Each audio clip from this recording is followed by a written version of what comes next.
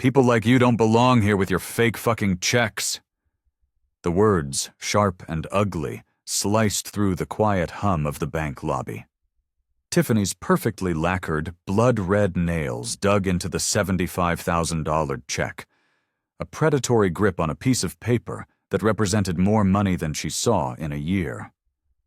Without a flicker of hesitation, she ripped it straight down the middle, a sound like tearing silk, then again, and again.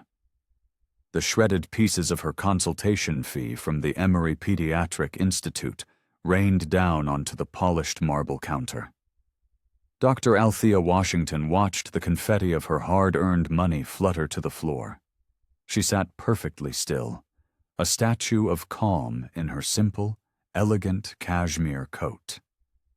Her posture was a testament to decades spent in high-stakes operating rooms where a single unsteady breath could mean the difference between life and death. "Security!" Tiffany's voice, amplified by the lobby's cavernous acoustics, was a shriek of self-importance.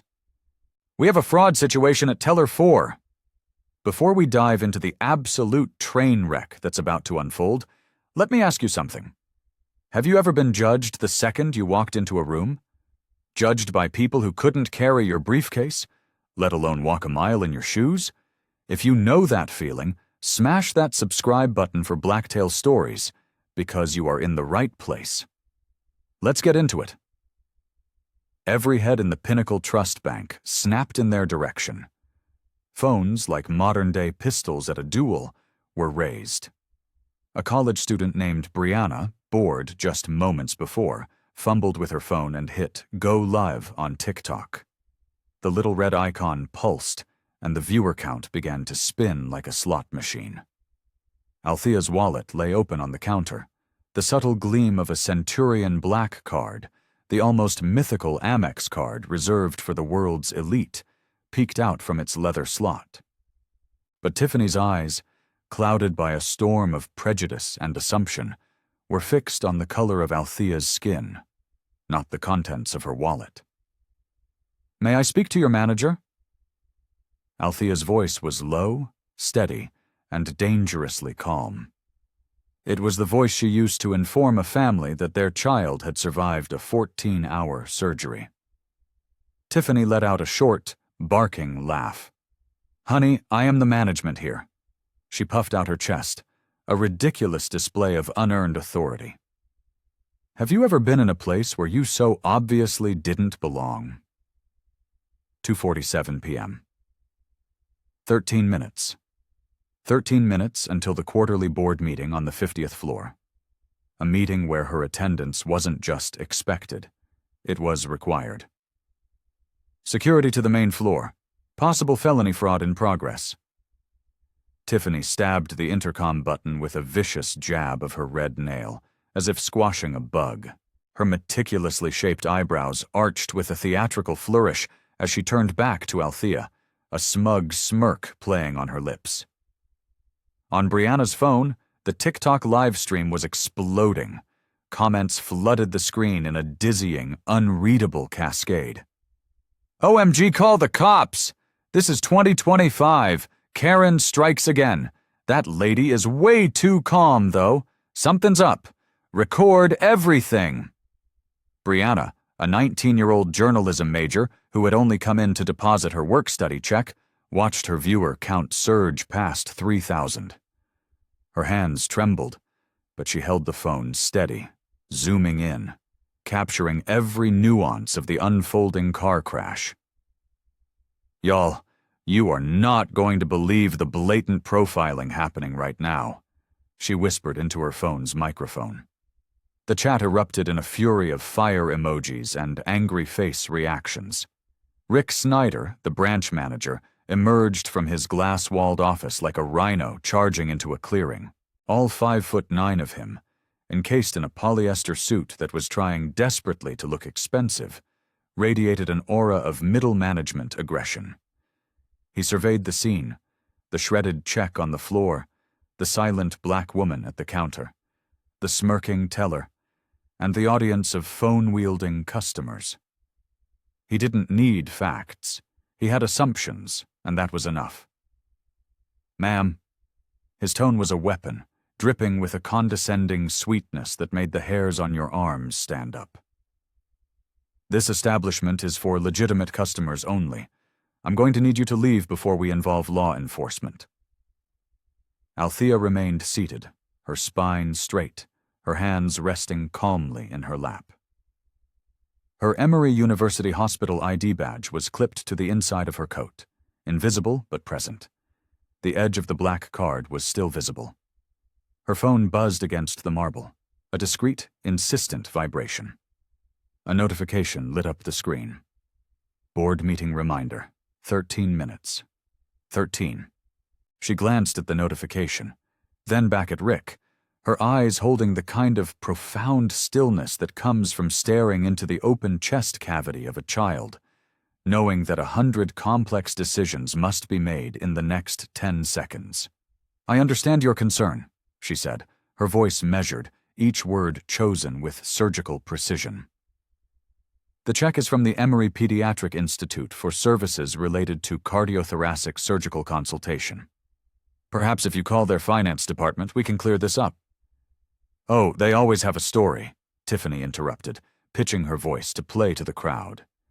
Her confidence was the brittle, hollow kind that comes from a life devoid of challenge, a life where her biases had never been questioned. She rolled her eyes for the benefit of the phones. Elaborate explanations, fake documents, it's a whole performance. Rick moved to strategically position himself between Althea and the main entrance. It wasn't an overt threat, but the message was as clear as the plate glass windows. His arms crossed over his chest, a parody of authority, as he nodded in agreement with Tiffany. "Ma'am, a check of this amount triggers certain protocols. It's standard procedure in these situations."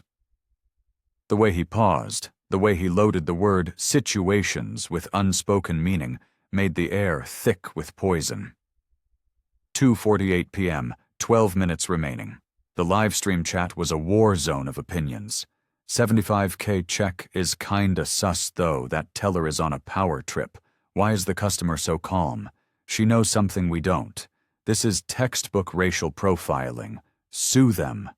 The customers in the lobby began to choose sides.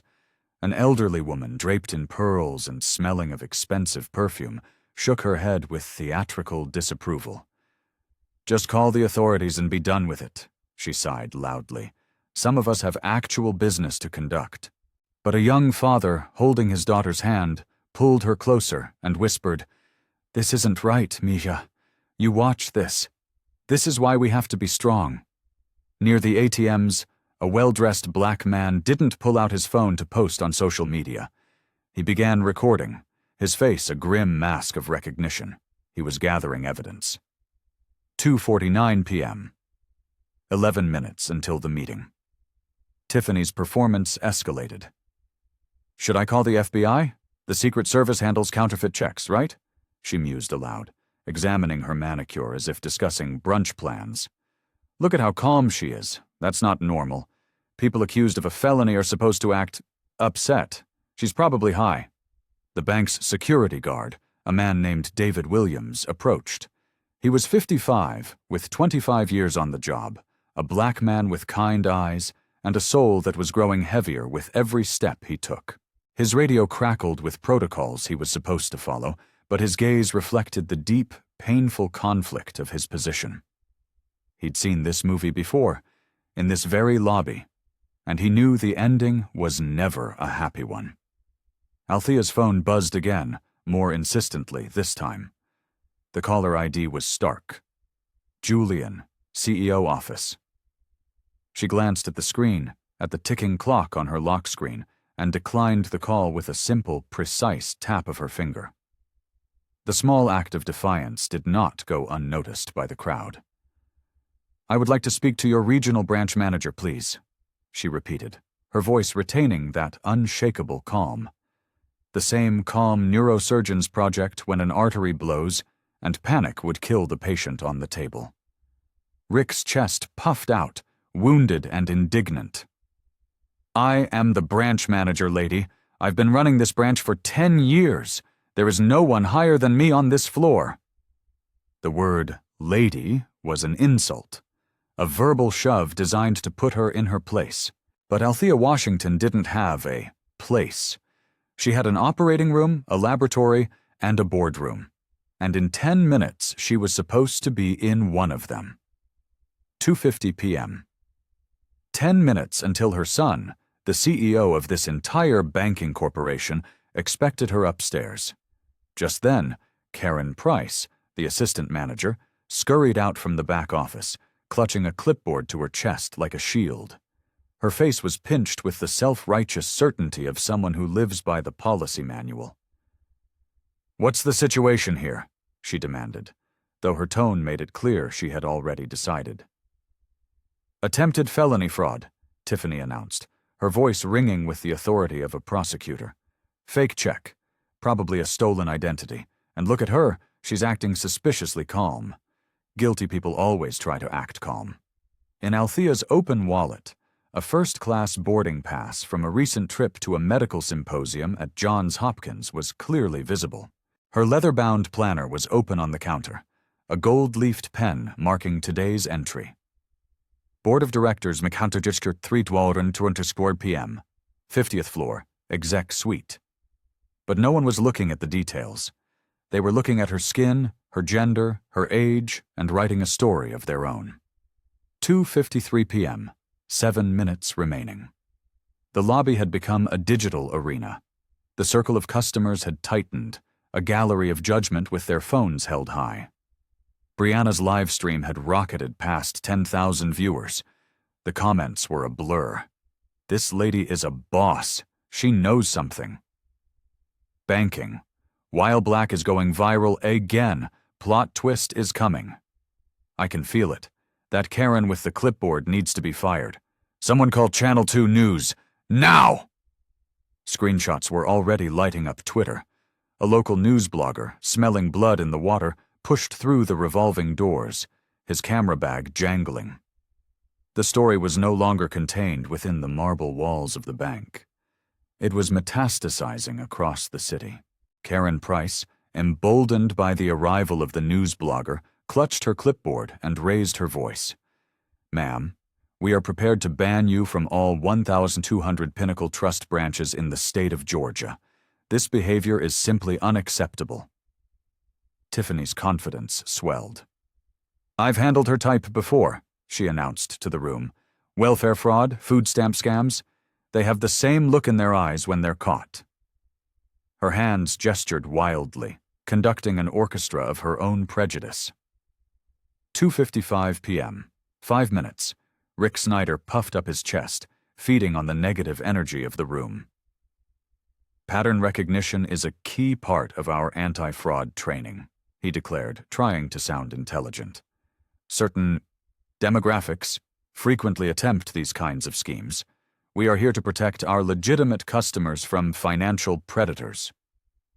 The word predators hung in the air, a vile and deliberate poison. Karen Price nodded sagely.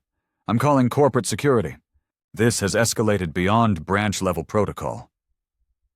She reached for the red phone behind the counter, the one reserved for robberies and bomb threats. Althea's iPhone buzzed, a long, insistent vibration. The screen lit up. "Julian, CEO office? Urgent."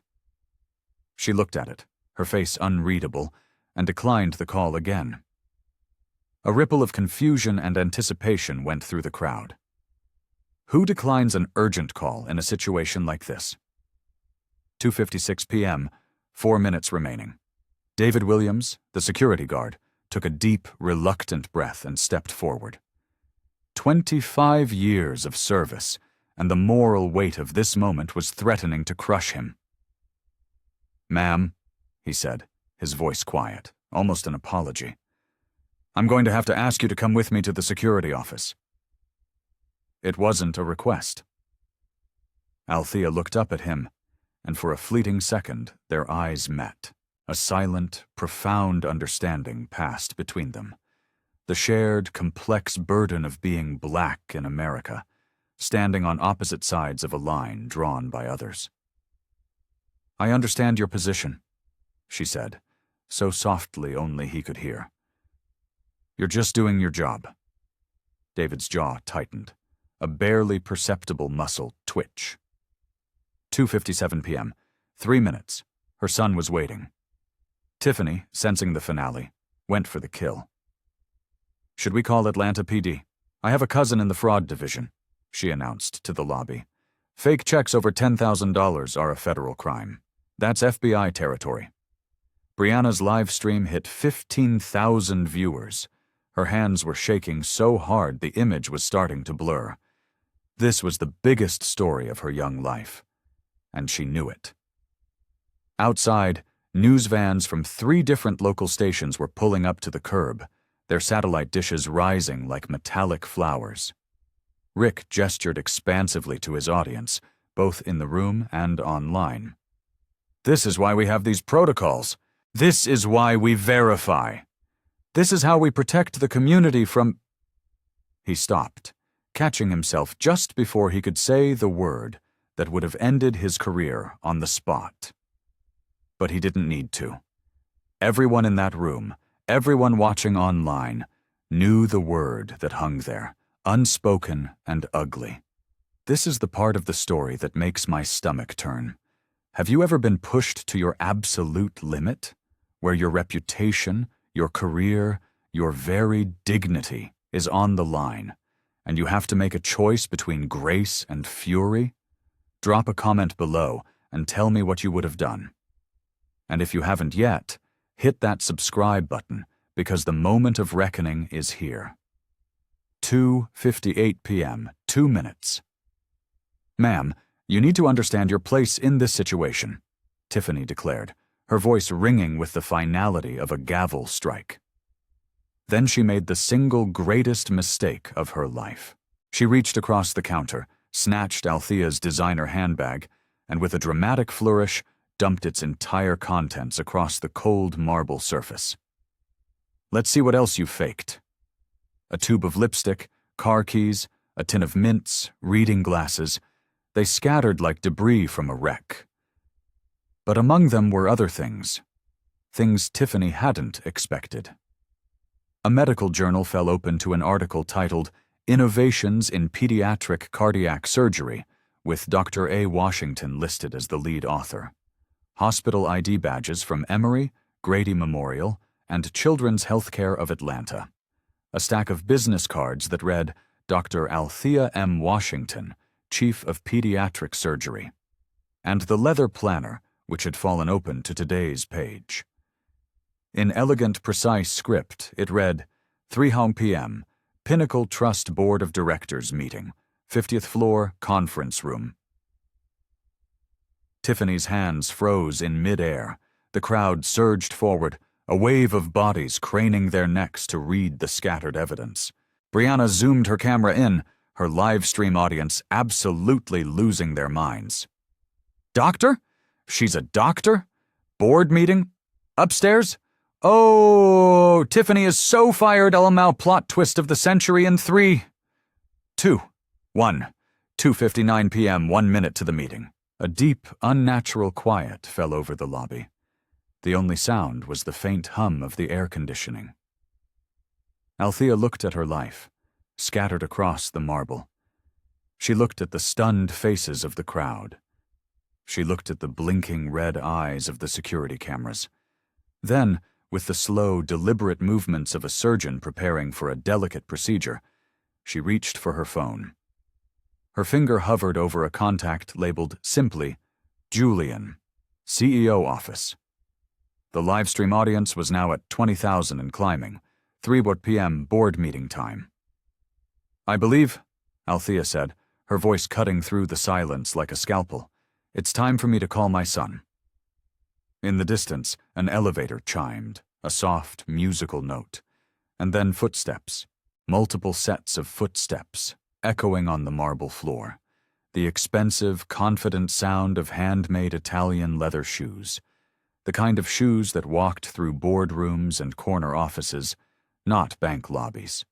Tiffany's face, which had been flushed with victory, began to drain of all color as the terrible, impossible pieces clicked into place in her mind.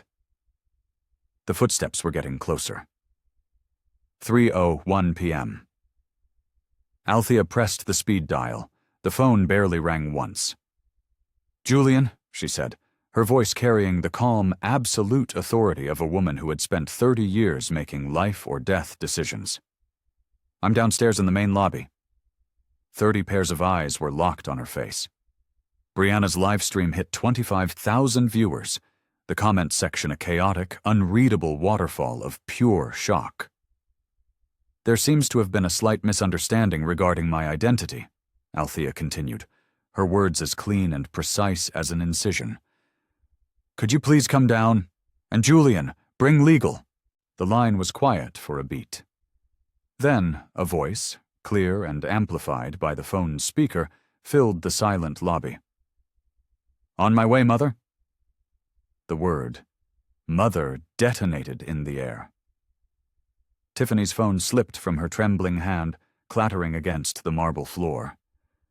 The sound cracked through the silence like a gunshot. Rick Snyder's mouth opened and closed, like a beached fish. His cheap suit suddenly felt like a straitjacket, strangling him.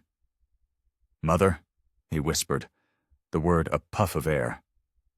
Karen Price's clipboard dropped from her nerveless fingers, scattering meaningless papers across the floor. Her eyes darted wildly between Althea and the executive elevator bank, as if watching a grenade with the pin pulled. The crowd pressed in, a silent, ravenous entity, sensing the world was about to shift on its axis. Phones were held higher, recording the moment for digital immortality. The live stream chat became a single collective scream. She said, "Mother CEO's mom. Tiffany and Rick, pack your bags. Somehow this is better than Netflix." 3:02 p.m. The executive elevator chimed, a sound as soft and sophisticated as old money. The brushed steel doors slid apart, revealing the final act of the drama. Julian Washington stepped into the lobby. 35 years old, 6'2", in a bespoke Tom Ford suit that cost more than Tiffany's car. He held an MBA from Harvard and had been a Rhodes Scholar at Oxford. He was the youngest CEO in the 150-year history of Pinnacle Trust Bank Corporation. Behind him, an army of corporate power emerged. David Kim, the head of legal, in a suit that screamed billable hours. Sarah Walsh, the director of communications, already tapping furiously on an iPad. Janet Torres, the regional vice president, her face a mask of cold fury. And 3 executive assistants whose sole job was to manage moments exactly like this one. The lobby, which seconds ago had been a stage for petty humiliation, was now a corporate battlefield. "Mr. Washington!" Rick Snyder's voice cracked, a pubescent squeak of terror. He scurried forward, his hand outstretched, a desperate, pathetic smile plastered on his face. I didn't know you were... We weren't expecting..." Julian's eyes, the same calm, intelligent eyes as his mother's, swept the scene. He took in the scattered contents of her purse, the torn check, the sea of phones, the terrified teller cowering against the back wall. His gaze finally landed on his mother, seated with the same unshakable dignity she'd maintained through medical school, residency, and 3 decades of saving children's lives. "Mother," he said, his voice a low vibration of controlled rage. "I am profoundly sorry. Tell me exactly what happened here." The crowd let out a collective gasp. Brianna's live stream shattered 35,000 viewers. On Twitter, the hashtag #Schonspast Pinnacle Trust CEO's Mom was the #1 trend in the United States. Local news blogger Marcus Brooks was typing so fast his laptop was shaking. Breaking. CEO's mother, a prominent surgeon, racially profiled at his own bank. Tiffany Morgan stood frozen, plastered against the back wall. The theatrical confidence had evaporated, leaving behind a terrified 26-year-old who understood, with sickening clarity, that her life had just been irrevocably ruined. She never said who she was, she stammered, the words barely a whisper. She shouldn't have to, Julian replied, his voice dangerously quiet. He turned to address the room, his voice now carrying the weight of his office. This is Dr. Althea Washington. She is the chief of pediatric surgery at the Emory Pediatric Institute. She has been a member of the board of directors of this institution since 2018. He paused, letting the words sink in, letting the full weight of their mistake crush them. And she is the largest single individual shareholder of Pinnacle Trust Bank Corporation. The power reveal landed like a physical blow. David Kim, the head of legal, stepped forward, tablet in hand. For the record, he said, his voice cold and clinical, Dr. Washington currently owns 1.2 million shares of company stock, valued at approximately $41.6 million as of market close yesterday. The numbers were staggering, obscene. Her annual income from medical consultations and investments exceeds $850,000. She serves on the boards of 3 major Atlanta medical centers. Her personal real estate holdings are valued in excess of $18 million. Each fact was another nail in Tiffany's and Rick's professional coffins. Sarah Walsh, the communications director, was already in damage control mode, her fingers a blur on her iPad. Channel 2 is requesting an immediate comment, she whispered to Julian. The Atlanta Journal-Constitution has a reporter on the way. The story is breaking nationally on the Associated Press wire. The elderly woman in pearls suddenly found the pattern on her expensive shoes to be the most fascinating thing she had ever seen. The man who had been recording on his phone now held it up, making sure to get a clear shot of the manager's face. But the young father stepped forward, holding his daughter's hand. Dr. Washington, he said, his voice clear and strong, I am so sorry this happened to you. My daughter Sophia and we saw everything. His little girl looked up at Althea with wide, innocent eyes. My mommy says you're the doctor who fixes broken hearts. For the first time all afternoon, a flicker of emotion crossed Althea's face. A genuine, warm smile. She knelt down to the little girl's level. I do, sweetheart. It's the best job in the world. That single moment of human connection cut through the corporate crisis like a ray of sunlight. David Williams, the security guard, stepped forward and did something he had never done in 25 years. He removed his uniform cap and spoke directly to the CEO. Sir, for the record, Dr. Washington conducted herself with complete and total dignity through this entire ordeal. She never raised her voice. She never became confrontational. She never made my job difficult. His eyes met Althea's, a look of profound respect passing between them. Julian nodded, a silent acknowledgement of the guard's integrity. Thank you, David. Your conduct has been noted. Then, as the corporate team began to document the scene, Julian placed a protective hand on his mother's shoulder. He turned to address the entire lobby, and by extension the tens of thousands watching online. There's one more thing you should all know, he said. The acquisition we announced last month, the Carter Medical Group purchasing our healthcare lending division for $450 million. He looked at his mother, his face filled with a son's pride. Dr. Washington isn't just our largest shareholder. As of next week, when the deal closes, she will become our single largest business partner. The silence was absolute.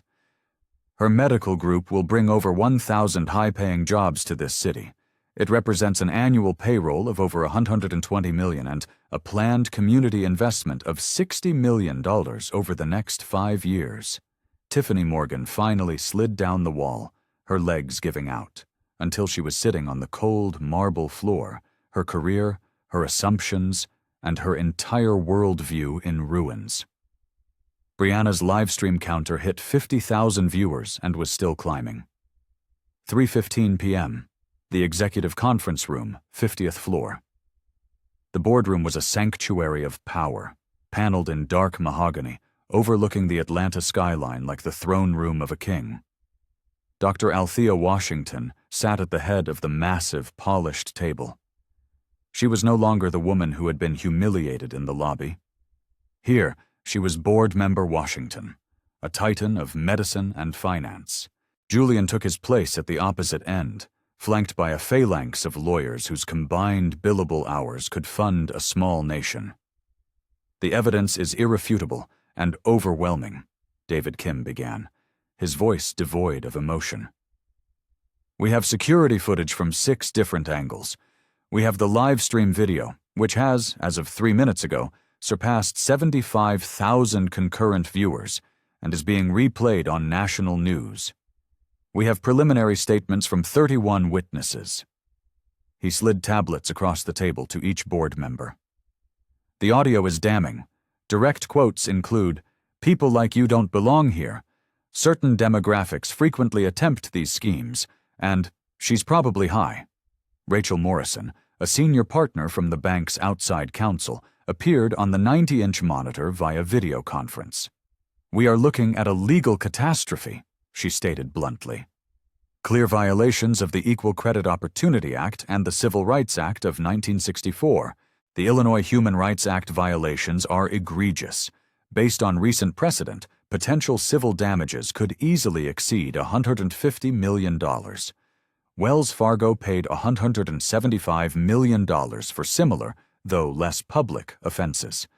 Bank of America settled a discrimination lawsuit for $335 million. The board members, titans of industry themselves, shifted uncomfortably in their $1,000 leather chairs. The chief financial officer, Patricia Yang, brought up a presentation that was a cascade of bad news. "Our stock price has already dropped 9% in after-hours trading based on the initial news reports. That represents a loss of over $600 million in shareholder value in less than an hour.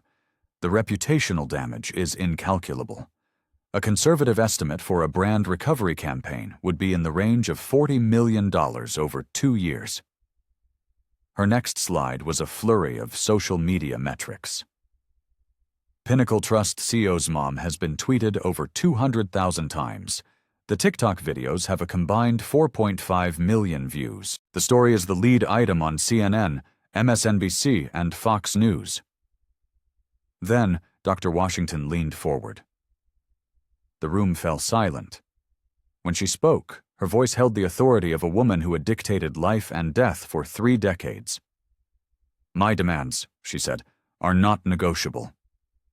She began to count on her fingers, the methodical approach of a surgeon listing the steps of a complex procedure. 1. Immediate, with-cause termination of Tiffany Miller and Rick Snyder. No severance, no golden parachutes, and a permanent, non-discretionary notation in their employment files detailing the cause for termination. David Kim was already typing on his laptop, drafting the documents. 2. Karen Price is to be suspended without pay, pending a full and transparent investigation. If complicity is found, she is also terminated. 3. A complete overhaul of employee training. I don't want a 4-hour online module. I want a mandatory 40-hour certification program in bias interruption and cultural competency for every single one of your Fintuar 200 Georgia branch employees. This program will be developed and overseen by a third-party civil rights organization, which I will choose. 4.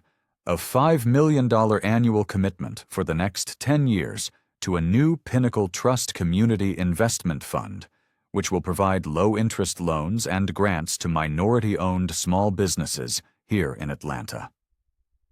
5. A public, unreserved apology from the entire board of directors to be published in every major newspaper in this country. Robert Hayes, the regional director, cleared his throat. Dr. Washington, this was... an isolated incident. While we are deeply, deeply sorry, perhaps termination is a bit extreme. A suspension? A reprimand? Isolated? Dr. Washington's voice was suddenly as sharp as a shard of glass. Mr. Hayes, your employees didn't make a mistake. They made a choice. They chose to humiliate rather than verify. They chose to assume rather than investigate. They performed their bigotry for an audience. That is not an incident. That is a symptom of a diseased corporate culture. And I am here to tell you that the disease stops today. Julian backed her with the full force of his office. Robert, their choices have consequences. This board will now decide what those consequences are. Dr. Washington saved her final, most powerful card for last. And then there is the matter of the acquisition. She opened her own tablet, displaying the complex contracts that had taken months to negotiate. The $450 million purchase of your healthcare lending division by my medical group, a deal which represents, if I recall the CFO's report correctly, nearly 30% of your projected growth for the next fiscal year. The air in the room became very, very thin. This incident places that acquisition in serious jeopardy. My board is concerned about partnering with an institution that harbors such liabilities. Chase, Bank of America, and Goldman Sachs have all expressed keen interest in a similar partnership. Their community investment records, I might add, are substantially better than yours. It was a corporate nuclear bomb. Patricia Yang, the CFO, looked as though she might be sick. Dr. Washington, a cancellation of that deal would trigger an immediate downgrade from Moody's. Our stock would plummet. It would be catastrophic. Then I suggest, Dr. Washington said, her voice surgeon calm, that we are all in agreement on the vital importance of resolving this matter, comprehensively. Julian called for the vote. All board members in favor of implementing Dr. Washington's demands, in full, without modification. Raise your hand. Every hand in the room went up. David Kim was already on the phone to HR. Effective immediately, Miller and Snyder, terminated with cause. Have security escort them from the premises. Price is suspended. And find the security guard, David Williams. He's been promoted to head of branch security for the entire Atlanta region with a commensurate salary increase. The CEO wants to see him personally. The corporate machine, now pointed in the right direction, moved with terrifying speed and precision. The disease was being excised. Recovery could now begin. 6 months later, the Pinnacle Trust Bank lobby on Peachtree Street was unrecognizable. Where there had once been cold marble and colder service, there was now a vibrant community hub. A large framed customer bill of rights was posted by the entrance in English, Spanish, and Korean. The new branch manager, a sharp young woman named Maria Flores, was personally walking a young black entrepreneur through his first small business loan application, funded by the Pinnacle Trust Community Investment Fund. Tiffany Miller and Rick Snyder had discovered the brutal reality of their actions. Blacklisted from the mainstream banking industry, they had become pariahs. Rick was now selling used cars at a suburban dealership. Tiffany was working the night shift at a 24-hour diner. Their viral fame had made them unemployable in any position of public trust. David Williams, the former security guard, was now the director of de-escalation and bias prevention training for the entire southeastern region. His training program, developed in partnership with the NLACCP, had become the new gold standard for the financial services industry. Brianna, the journalism student, had received a full scholarship to Northwestern's prestigious Medill School of Journalism, endowed by an anonymous donation from the Carter Family Foundation, an organization Althea had launched with a $50 million endowment to focus on healthcare access and economic justice. Brianna's short documentary, The Day in the Lobby, had won a Student Emmy and had been screened at film festivals around the country. The changes at Pinnacle Trust were not cosmetic, they were cellular. Bias detection AI now monitored customer interactions in real time, flagging discriminatory language or behavior for immediate review. Manager bonuses were tied directly to diversity metrics and customer satisfaction scores in underserved communities. The bank's stock, after the initial calamitous drop, had rebounded and soared 42% as socially conscious investors and a new, diverse customer base flocked to the reformed institution. Dr. Althea Washington stood in Operating Room 3 at the Emory Pediatric Institute. For the past 9 hours, her hands, steady and sure, had been repairing a hole in the heart of a 6-month-old infant. The same profound calm that had carried her through the crucible of that day in the bank now guided her sutures. "Procedure complete," she announced softly to her team. "Let's close him up." Another heart, once broken, was now whole.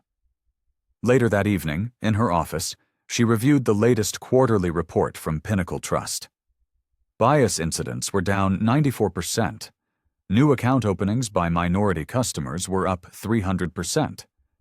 The Community Investment Fund had already helped launch 47 new minority-owned businesses. Her work that day hadn't just saved a bank from itself. It had created a ripple of change that was lifting an entire community. It proved that one person's refusal to be diminished could recalibrate the scales of justice for thousands. But her story is not just her story. It's a question for all of us. What do you do when you witness injustice, big or small? Do you look away, or do you hit "Go live"? Do you stay silent, or do you find your voice? Share your story in the comments below, because every voice matters, and every act of courage creates a ripple. Subscribe to Blacktail Stories for more true stories of incredible transformation. Hit that share button and send this to anyone who needs a reminder of their own power. Because together, we don't just tell stories about change, we become the change agents. Remember, your worth is never up for debate, and your dignity is non-negotiable. Stay calm, stay strong, and let your integrity be the weapon that silences their ignorance.